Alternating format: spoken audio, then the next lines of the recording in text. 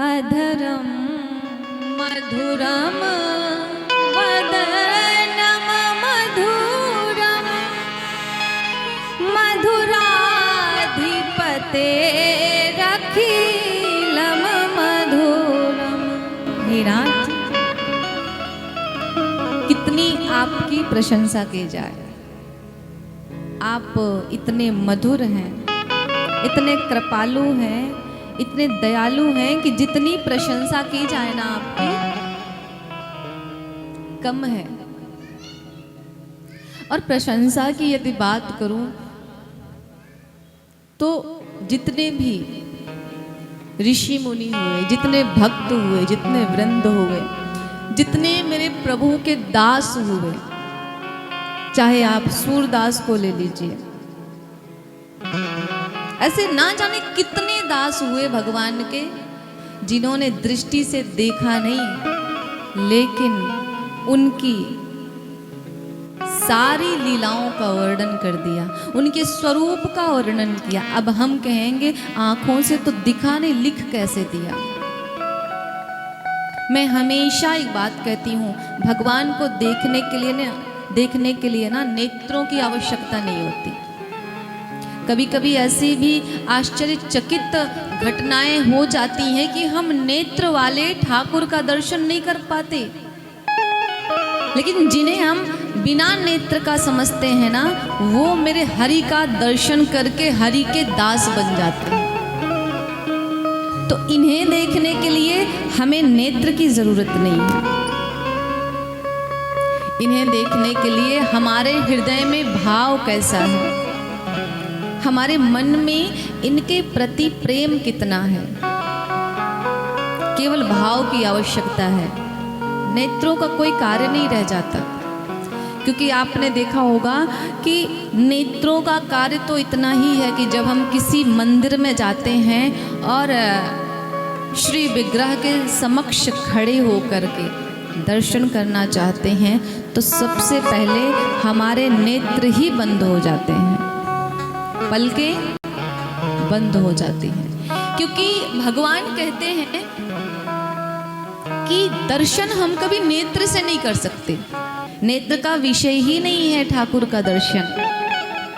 ये नेत्रों का खेल तो हम आपस में खेलते हैं। जरा किसी को देख लिया, अरे बड़ा सुंदर है वो तो। कुछ लोग, अरे सुंदरता की तो पराकाष्ठा है, इतना सुंदर। ये जो आंखों का विषय है, ये हमारे बीच में चलता है। मेरे स्वामी कहते हैं, मेरे ठाकुर कहते हैं, मेरे हरिहर कहते हैं कि मेरे समक्ष जब आओगे तो मुझे देखते ही नेत्र आपके बंद हो जाएंगे, क्योंकि मैं नेत्रों का विषय नहीं हूँ। मुझे देखने के लिए आपकी आत्मा शुद्ध होनी चाहिए, आपका हृदय शुद्ध होना चाहिए। आज तक आपने किसी भी व्यक्ति को नेत्र खोल के ध्यान करते हुए देखा है? नहीं ना।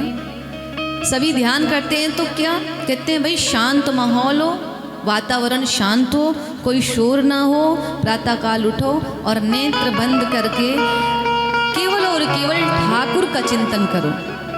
आज तक किसी ने ये नहीं कहा कि नेत्र खोल के ध्यान करो। क्यों नहीं कहा? क्योंकि भगवान नेत्रों से देखने का, दर्शन देने का, दर्शन पाने का विषय ही नहीं है।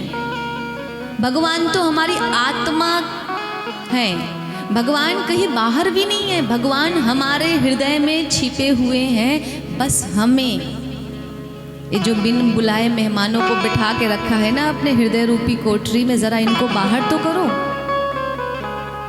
फिर दिखेंगे, साक्षात्कार होगा आपको। और एक बात, यदि मनुष्य योनि में भगवान का साक्षात्कार आप नहीं कर पाए, फिर वो मुश्किल है। तो ये क्या है? ये है हमारे लिए सबसे सुनहरा अवसर, इसे मत गंवाओ। बहुत हमने माया में खेल लिया, बहुत प्रपंचों में फंस चुके, अब हमें इससे छुटकारा चाहिए। कल आप लोगों ने श्रवण किया कि एक पुत्र अपने पिता को उपदेश देता है कि पिताजी, संसार का कोई भी संबंध आपका अपना नहीं है। एक बात इसको हमेशा ध्यान रखना। हम आपस में बात करते हैं ना, कहते हैं देखो तो सही वो व्यक्ति कितना स्वार्थी है। जब तक स्वार्थ था तब तक हमारे साथ साथ लगा रहा, और जब स्वार्थ समाप्त हुआ तो बदल गया। महाराज, बदलना तो प्रवृत्ति है। व्यास भगवान कहते संसरति इति संसारः, सरकते रहना संसार का नियम है। बदलना तो हमारी प्रवृत्ति है। संसार में ऐसी कौन सी वस्तु नहीं, स्थिति नहीं जो ना बदलती हो, तो हम मनुष्यों की क्या बात। इसीलिए कहते हैं कि संसार का कोई भी संबंध अपना नहीं है। जितने भी संबंध हैं, हम आप जितने भी लोग जुड़े हैं ना, किसी न किसी स्वार्थ से ही जुड़े हैं, वरना हम ऐसे बैठने वालों में से नहीं हैं। अब आप कथा की ही बात ले लो, यहाँ भी स्वार्थ से ही आए हैं। हमें, क्योंकि हमें हमारी वास्तविकता का भली भांति ज्ञान है कि हम कितने पानी में हैं। कुछ भक्त कथा सुनने आते हैं, कुछ भक्त व्यवस्था देखने आते हैं, अरे चलो देख के आते हैं, हमने भी कराया था, हम भी देखते हैं कि कैसा करा रहा है। कुछ भक्त इसलिए आते हैं कि अच्छा आप ऐसा करा रहे हो, देखना जब मैं कराऊंगा ना तो आपसे 10 गुना ज़्यादा बढ़िया व्यवस्था करूंगा। कुछ भक्त इसलिए आते हैं कि नहीं नहीं चलना तो पड़ेगा। क्यों? जब मेरे यहाँ हुआ था तो वो आए थे, अब अगर मैं नहीं जाऊंगा तो फिर मेरे यहाँ जब कुछ कार्य होगा ऐसे शुभ कर्म, तो वो अगला व्यक्ति नहीं आएगा, तो वो हाजिरी लगाने आते हैं। अब आप विचार करो, आप आए बैठे, आपने अपना समय इतना दिया, लेकिन क्या आपका दूर दूर से भी कथा से कोई संबंध है?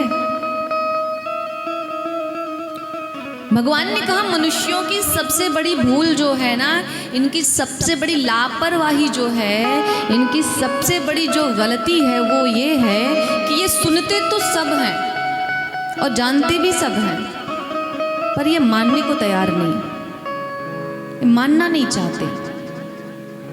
अब हमने कहा सिया राम मैं सब जग जानी, करहूँ प्रणाम जोर जुग पानी। हे नाथ, आपका स्वरूप इस सृष्टि के प्रत्येक कण कण में है, लेकिन अभी एक कुत्ता आ जाए तो डंडा लेके दौड़ाएंगे। क्या हुआ? आपका सूत्र समाप्त हो गया।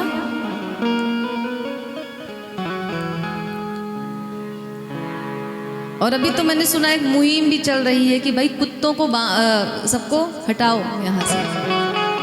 अब कुत्ते नहीं दिखने चाहिए गली में, पर मैं ये कहती हूँ ना, कुत्ते हमारी गली में नहीं आए हैं, हम उनकी गली में गए हैं। हमने पशुओं का जीना हराम करके रखा है, याद रखिएगा। यदि ईमानदारी से बात की जाए ना तो प्रतिबंध तो हम मनुष्यों पे लगना चाहिए।